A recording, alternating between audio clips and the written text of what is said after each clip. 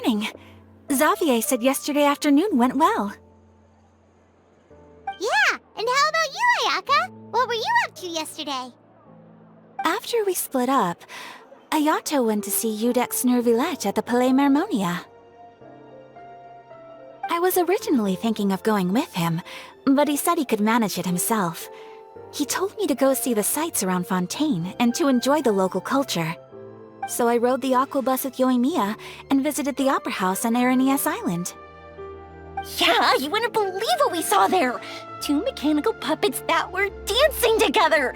You've already seen them, right? Yeah, those two! Amazing, aren't they? We sat and watched for quite a while. It was mesmerizing. Like we could keep watching them forever.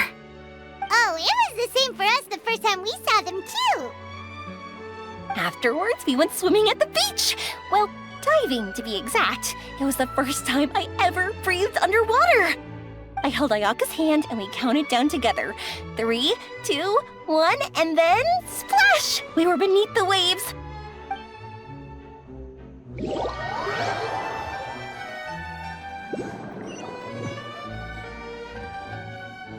At first, I didn't dare to open my mouth.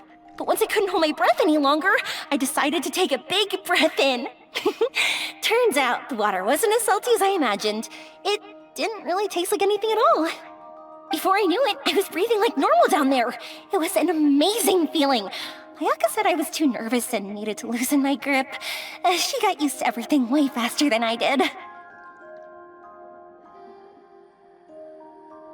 I knew that the Traveler could do it, so I had no doubt we could do it too.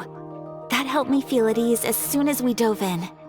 The underwater world in Fontaine truly is beautiful. I love seeing the Romaritime flowers blossoming underwater, like little candles lighting up the streets at night. Yeah, and there were so many creatures that we've never seen in Inazuma. Like those fish that shimmer like a sword blade. Whoosh! Oh, and those big fish that call when they see people. Ooh. Oh, you mean hunters, rays, and blubber beasts! I just love the name Blubber Beast. Just wait till Pops and the others hear about this. They probably won't believe a word I say.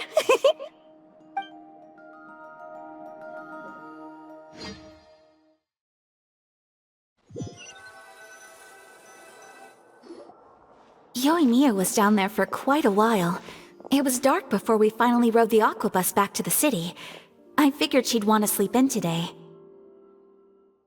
Yeah, even I was worried that I wouldn't be able to get up. I still felt like I was drifting in the waves when I went to sleep last night. But as soon as I woke up today, I remembered that we'd all be shooting a film together, and I was ready to go. Speaking of the film, where's everybody else? My brother and Xavier were speaking to the restaurant owner about using the place as a filming location. They should be here soon. As for the others, We're here. Please excuse my tardiness. I just finished the Special Patrol's 6-mile morning jog. Wait, 6 miles? I'm so tired. I heard you all chatting, so I decided to come down. I sure could use some of that endless energy everyone else has. Good morning, everyone. Morning. Can someone fetch me a cup of coffee? More milk, hold the sugar. Sure, I'd be happy to do that for you. No, you can't go anywhere.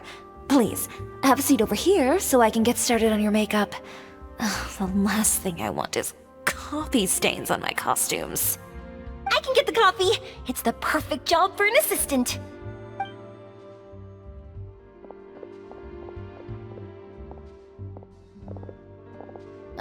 So much energy.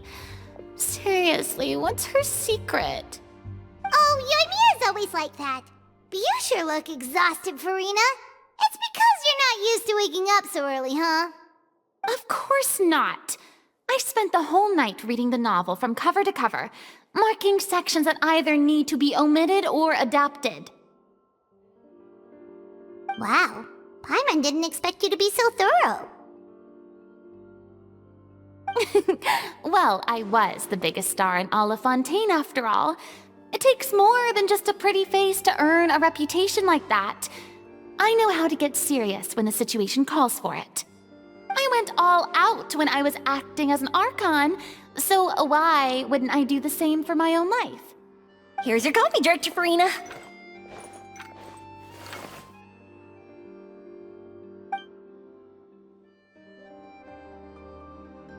Oh, thank you. The sound of being called director and the aroma of coffee feels almost as refreshing as hearing the birds chirping in the morning. Ah, it seems everyone has managed to arrive on time. We've reached an agreement with the restaurant owner. We are free to use the second floor to shoot our film. Really? That's great! He is really looking forward to our film, and hopes that providing his restaurant as a filming location will attract more customers. Well then, Mr. Xavier, I'll leave the rest to you. Okay, thanks. First, I'd like to introduce our new members. This is our prop manager, Veronique. She'll be in charge of all the film's props and items. And this is Bonneau, our lighting technician. He'll be in charge of lighting and illumination to set up each scene's atmosphere. Wow. Sure feels like we have some real professionals joining the crew now. First of all, please allow me to first express my sincerest gratitude to everyone in the crew. When my investor informed me yesterday that he wouldn't be able to provide the funds, I really thought that this was the nail in the coffin for this film. I had no idea that I'd find so many people willing to help me on such short notice. Thank you. Thank you all from the bottom of my heart. No need to be so cordial, Mr. Xavier. We're all honored to be a part of this. Your works made a profound impression on me when I saw them back in Inazuma. I am sure that someday, this film will be remembered as a prime example of cultural exchange between Fontaine and Inazuma. Yes, the story is the reason I agreed to join. I can't bear to even imagine what this film would look like without the very best director. Anyway, I would like to make a promise to everyone that as the producer of this film, I'll do whatever I can to ensure that everything goes as smoothly as possible. This is not just my film. It also embodies the thoughts and feelings of every person here, as well as the endless effort we are about to pour into it. So, without further ado, the Two Musketeers will officially begin filming now! You may take it from here, Director Farina. All right, listen up, everyone.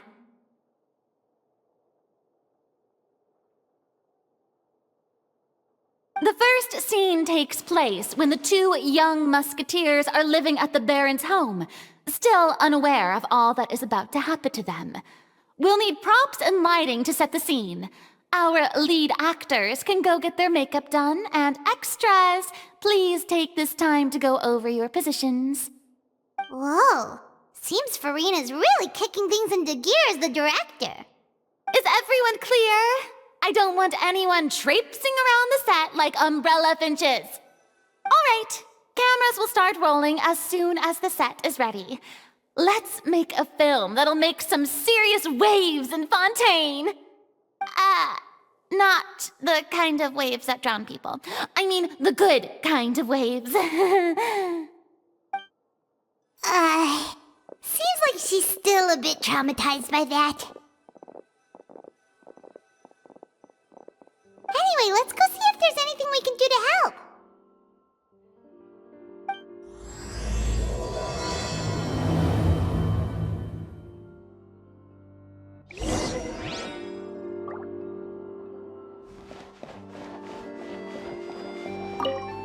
I don't need any help here. Why don't you try asking someone else?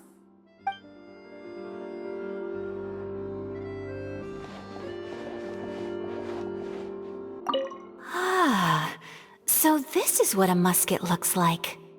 Not exactly.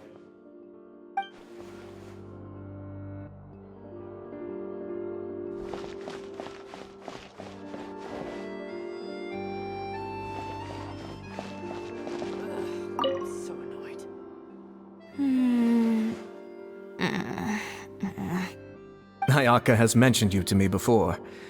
She said that you two were great friends when you were kids. No talking. I'm thinking about how to do your eyeshadow. Ah, yes. To help me really look the part. To achieve a more young and naive look for this scene. Are you saying the wrinkles around my eyes are too deep? You just have too much of a calculating look in your eyes. You sure don't mince your words. It seems you really haven't changed much. Quiet. How about here? A little more to the left. You got it. Hey, Yoimiya, do you need a hand? No, I'm fine. You know, doing the lighting is kind of like designing a fireworks show. It's interesting to imagine what kind of atmosphere the lights will create. I heard that the Traveler will be operating the camera and Paimon will be the clapper loader, right? Those roles are just perfect for the two of you. Really? Is that because it'll be easy for Paimon to hold the clapperboard while flying? Well, sure, there's that, but that's not exactly what I meant. I just think that after all your journeys together, you two must have developed a super close bond and just naturally know how to work with each other. If I'm not mistaken, the director will want the cameras rolling as soon as the clapperboard goes clack.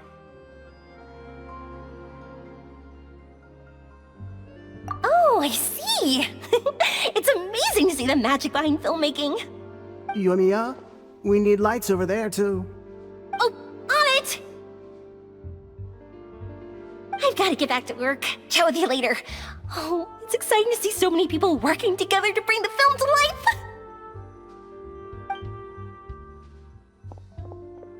Seems like Yoimiya's really getting into it. But she was right. We do have a super close bond, don't we? Paimon's really happy to hear that.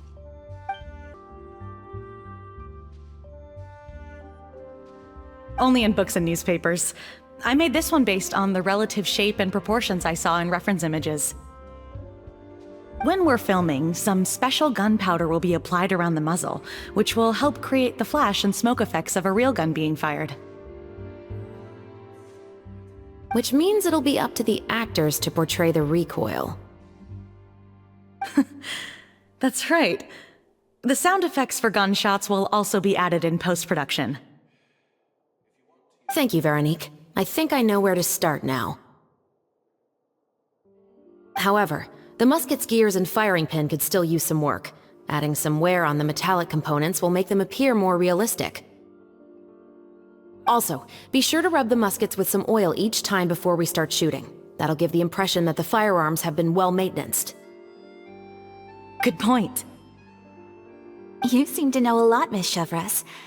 I assume you use these types of firearms on a regular basis? Yes, I perform routine maintenance on my weapons every day. Just like we as people need to eat and sleep, muskets need to be cleaned and maintained. I also perform similar care for my sword every day, and familiarize myself with its shape and weight, to the point where it feels like a natural extension of my body. Yes, this way, our weapons will never betray us in the heat of battle. Yes, well said. It seems we have the same philosophy on this topic. Oh, sounds like they found a common interest to talk about. Though these props differ from the muskets I use, I can still give you some pointers. Good. I look forward to your instruction. First and foremost, never point the weapon at anyone, regardless of whether it's a real or prop weapon or whether you're holding it or it's on the table. This holds for any time when you're not actively engaging an enemy. Okay, understood. When aiming the musket, extend your arm so that it's level with your shoulder, and use your eye to look down the weapon's sights. Like this? Not bad. Now, try saying your lines. This is the end of the road for you. Good. Now turn your body a little. That way, you'll give your enemy less of a target to work with. And relax your shoulders. Here, allow me to demonstrate. This is the end of the road for you. Huh. Excuse me, Miss Chiori. Director Farina, there's something I wish to discuss with you. Oh? What is it? Like this? Yes, much better. What do you think? I do see your point. But are you sure you wish to do this? I believe it would be most fitting. Well, if you insist. All right, I understand. Miss Ayaka, Miss Chevres, could the two of you please come over here? Huh? What's going on? Are we gonna start filming now? Let's go see. What is it? I have a question for you, Miss Chevres. Would you be willing to play the role of a musketeer?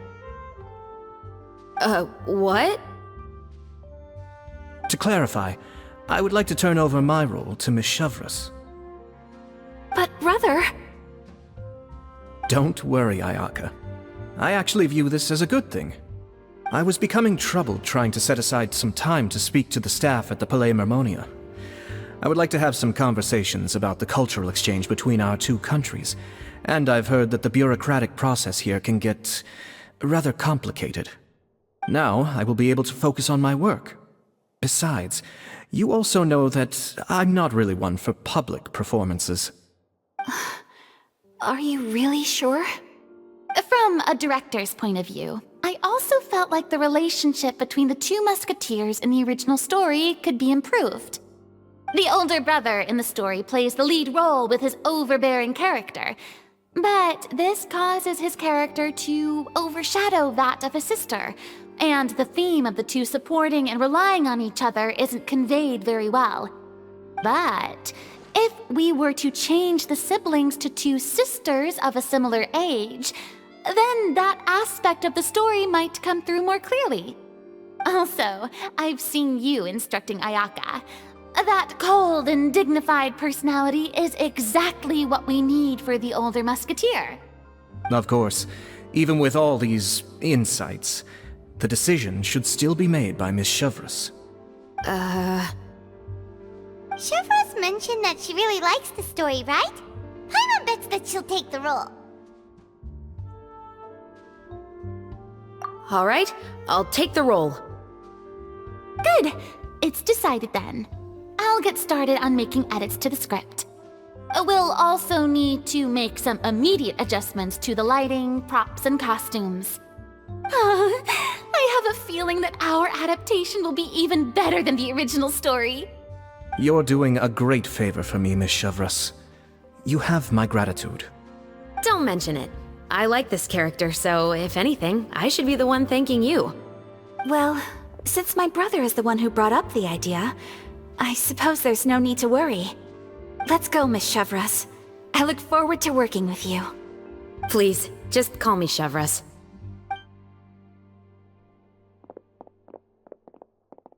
Seems like you're really going out of your way to solve the problem I was having with your makeup. Surely you jest, Chiori.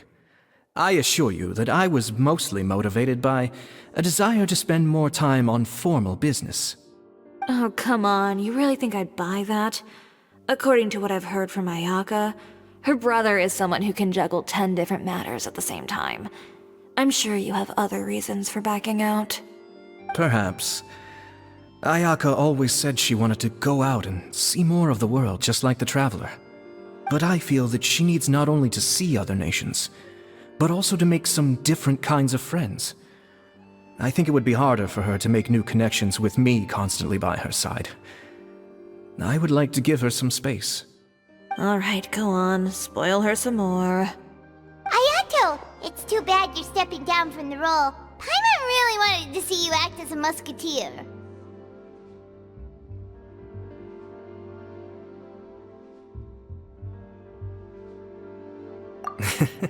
No need to poke fun at me.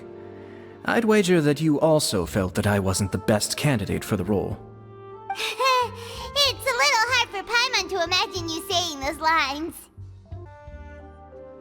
Yes, I've made an appointment to meet some people from the Palais Mermonia. Now, I will have some more time to prepare. Traveler, get the camera ready. Paimon, get the clapperboard. Actors, to your positions.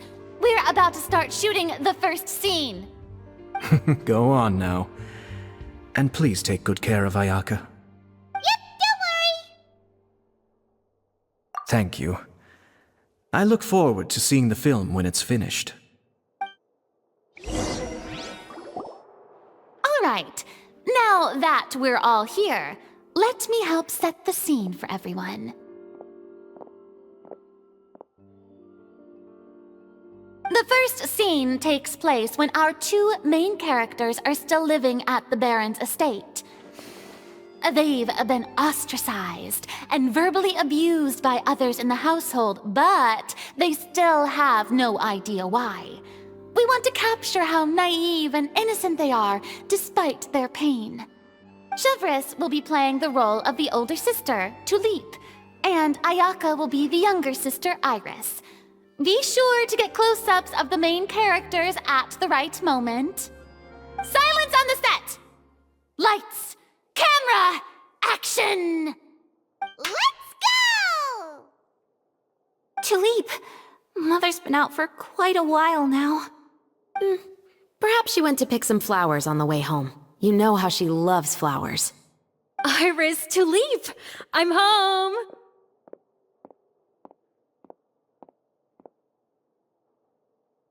Mother! You were out for so long, we were beginning to worry about you. I'm sorry, but I'm back now, safe and sound. Here, I brought your favorite treat, apple turnovers. Mother, what are those bruises on your hand? Huh? What bruises? Oh, I must have bumped into something while I was working yesterday. But I didn't notice them this morning. Then perhaps they're from when I accidentally tripped when I was out just now. By the way, did you have fun playing at home? What's the matter, Iris?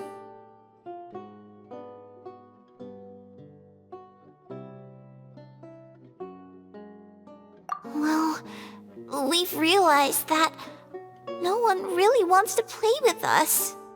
They even took Iris's doll and spat at us. And they even called us names. They said we were... Shh! It's all right, don't worry. Girls, listen to me. It doesn't matter what anyone says. Don't listen to them. No one can define you with such words. You both have wonderful lives ahead of you. Just like your names. You will both blossom like beautiful flowers.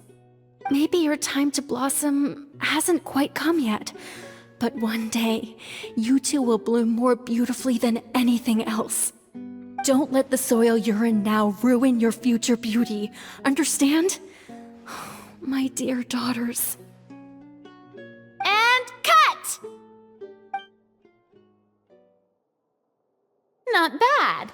The actors' emotions were all on point. Let's keep that take. Also, if our clapper loader could avoid shouting at the start of the scene next time. Oh, got it. Great. I was a little worried that my nerves would get the better of me. What about you, Chevres? I felt fine. The lines weren't too difficult at all. Seems like Farina must have adapted the role nicely. You two were great. I couldn't tell it was your first time acting in a film. You should have more confidence. Thank you for your encouragement. Positions, everyone! We'll move on to the next scene after we try a few more camera angles.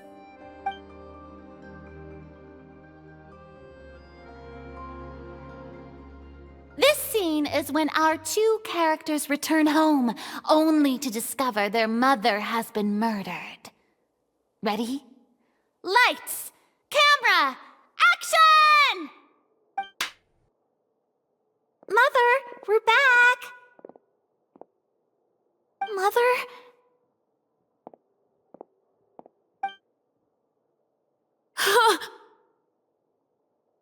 What's wrong, Tulip? Iris, stay away! Huh? Why? What's... Mother! Mother...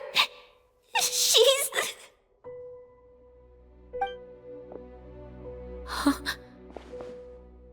There's poison in this cup. Huh? I could have sworn I've seen this kind of cup before. Those aristocrats. They didn't even try to cover up their actions.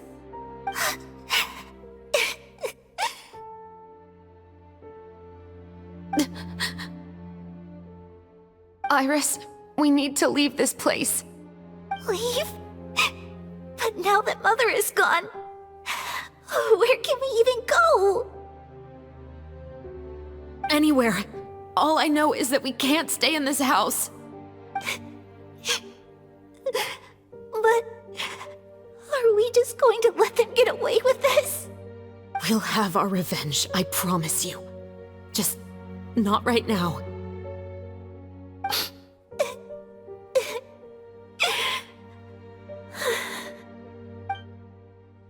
Come on, let's go. No, wait. We can't just leave Mother here like this.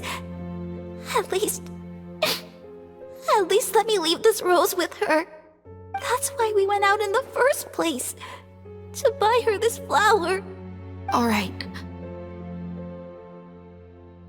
Goodbye, Mother. We'll avenge you. Someday. And cut! Beautiful! Great performance! Oh my, you're so amazing, Ayaka! And were those real tears I saw? How did you do it? I was surprised too. Thank you for the kind compliments. Actually, as soon as Director Farina said action, I told myself not to think about anything. I just felt the weight of the moment and became the character. It's quite similar to practicing the art of the sword. You clear your mind and focus only on what's happening in front of you. Ayaka's performance was amazing. Have I discovered an acting prodigy? Pipe down, everyone! We need to move on to the next scene!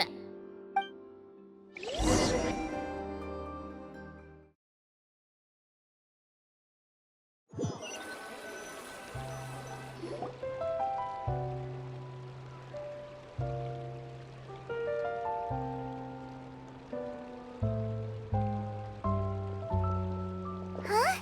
Are we done already? But Paimon wants to keep playing with the clapperboard. How do you feel, Traveler? Is your arm sore from holding the camera all day? Good work, you two. You too, Shivers. You were quite the actress today. I've read this novel many times before. I have a good grasp of my character's mindset. Anyway, do you remember my request from yesterday? Oh, right! We were having so much fun that Paimon nearly forgot! You have a case where the murders seem really similar to the cases in the novel, right? So, how are they similar exactly? In the story, the main characters grow up to become two musketeers, always using their guns to carry out their revenge. And on each of the victims, they place a rainbow rose as a signal that they've returned.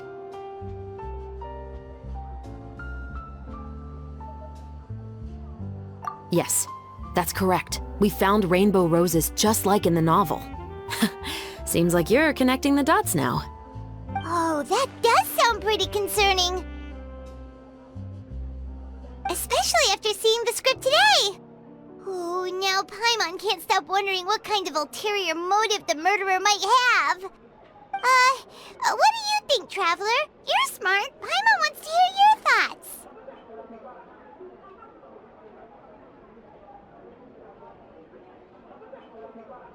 Good. On behalf of Fontaine's Special Security and Surveillance Patrol, thank you for your dedication to justice. There's no time to lose. We should start investigating right away. Follow me. Huh? Right now? But we just got done filming all day! Paimon's so tired! The most valuable intel always comes after nightfall. They are like small, remote islands in the middle of the sea. If you don't stay vigilant, you will pass right by them in the fog. That's how one of my favorite books always puts it, at least. So, where are we going right now? Let's start by checking out some workshops that sell mechanical components. If the culprit is making their own weapons, it's very likely that they'll visit those sort of places. Welcome to Le Show's Clockwork Workshop. How can I help you? Hello. I'd like to know if anyone has purchased some special components lately. Special components? Sorry, could you be more specific? I mean the kind of components that aren't typically used for clockwork toys, but for firearms. Huh? For firearms? No, we don't sell those sort of things here. Don't misunderstand. I'm not here to cause any trouble. We are merely investigating a case, and we're hoping that you could cooperate. Well, to be completely honest, I'm not even sure what kind of components that would entail. Has anyone ever purchased components here as an individual rather than on behalf of an organization? We have a lot of customers who buy toys, but those who buy components are all regular customers who buy in bulk on behalf of their organization. Is that so? I understand. Thank you for your cooperation. You're welcome. It's the least I can do. Oh, hey, Chevris. Run out of oil for your musket again? Hello, Estelle. I want to know if anyone has come to your shop recently to order some firearm components. Oh, is this another case? Let me think. I don't think so.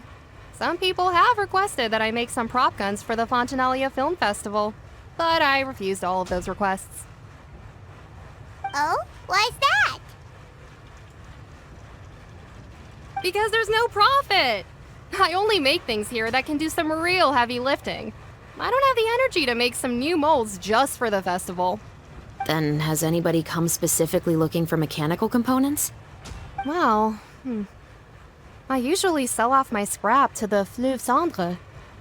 I don't typically give them to one specific person. I understand. Thanks for your cooperation.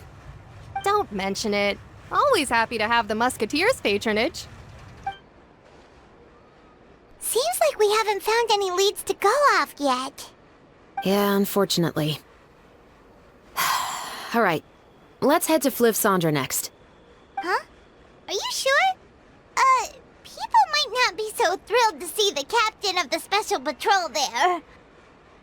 You think so, huh? Then I guess you don't know. Huh? Know what? That I grew up in Fleuve Cendre.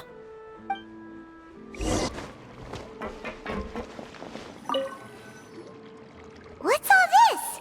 Some broken planks and barrels, as well as some liquor bottles? Yes, but have a closer look, Paimon. Even though somebody has purposefully tried to clean them up, these are obviously marks from musket bullets. In other words, someone was here trying to improve their shot. They were using the barrels and bottles for target practice. Could it have been the killer? Your guess is as good as mine.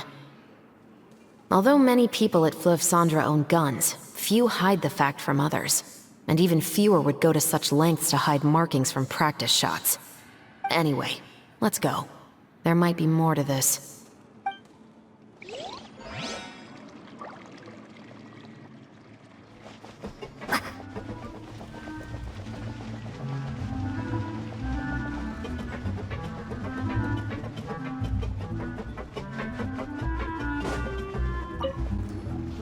Hello, I'd like to ask some questions. I don't know anything. Don't worry, I'm not here to arrest anybody. You say that now. It's the truth. Here, take this as my guarantee. Wait, did Paimon just see what she thinks she saw? Is the captain of the special patrol bribing a citizen?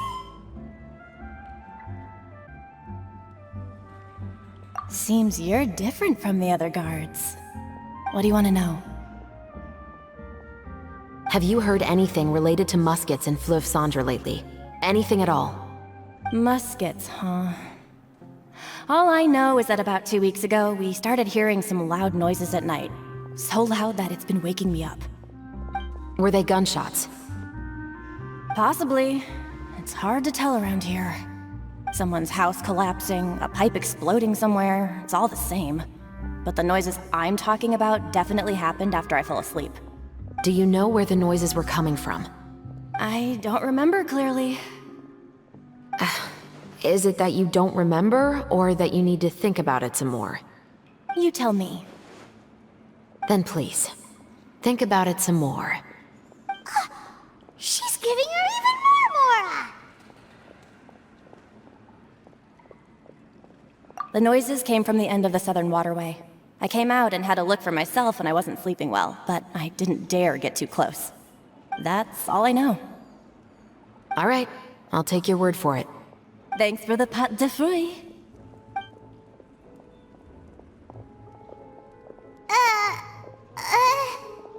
No need to be surprised. I grew up here, remember? I know how to get people around here to talk. My apologies, I'm all out of sweets. Though I do have some other tempting snacks in my custody. Fries, fried chicken, and even onion rings. But taking care of junk food is my responsibility. You're better off sticking to your normal, nutritious diet. Now then, let's keep going.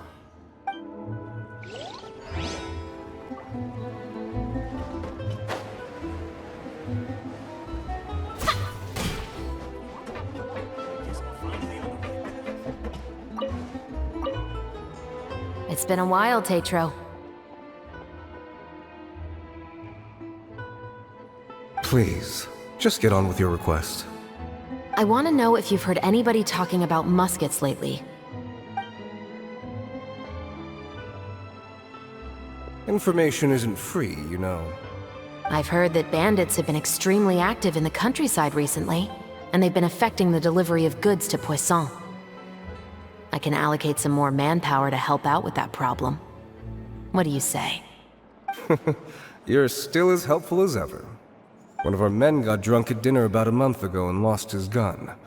3 days later, it turned up in the corner here. What's weird about that? He just forgot where he put it, right? This is Fleuve Cendre, my friend. Anything of value left in the tavern won't ever make it to the next day. But that gun turned out to be an exception. It didn't get any new wear and tear on it, and didn't even appear to have been fired. We were quite mystified as to what could have happened. I suspect it came back because the weapon was already known to the guards. You mean, a criminal was afraid the Marechaussee Phantom would use the shot marks to track them down? Maybe.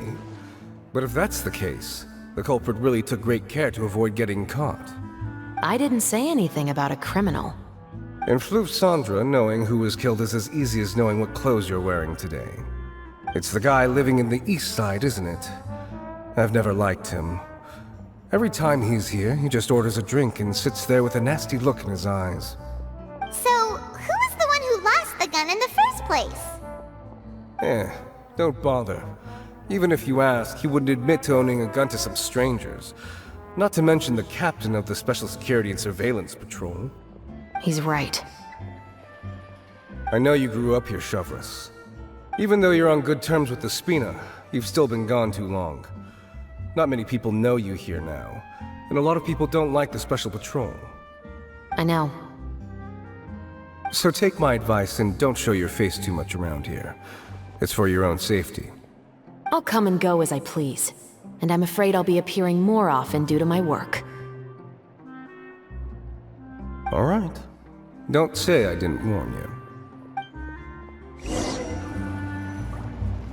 Seems like that's all we'll be able to uncover for today.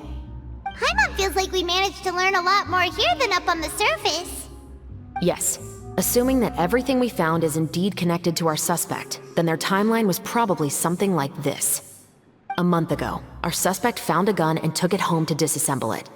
Once he'd figured out its mechanics, he brought it back.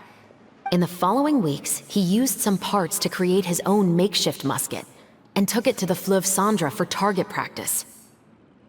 Then, a few days ago, he found his target and carried out the murder. Once the deed was done, he left a rainbow rose on the body, just like the scene in the novel. That all makes sense to Paimon, but we're still no closer to figuring out the killer's identity! The deceased was a resident of Fleuve Cendra. It said that he was a poor, solitary man. Yeah, that's also something I'm trying to figure out. If we are indeed following the novel, and there's a story behind the murder, then this murder should be an act of vengeance. But according to our investigation, the deceased didn't have any enemies. He was no saint, but no one's heard of a rival who hated him enough to shoot him dead, much less care to leave a rose on his body. What message is the killer trying to convey, and to whom exactly?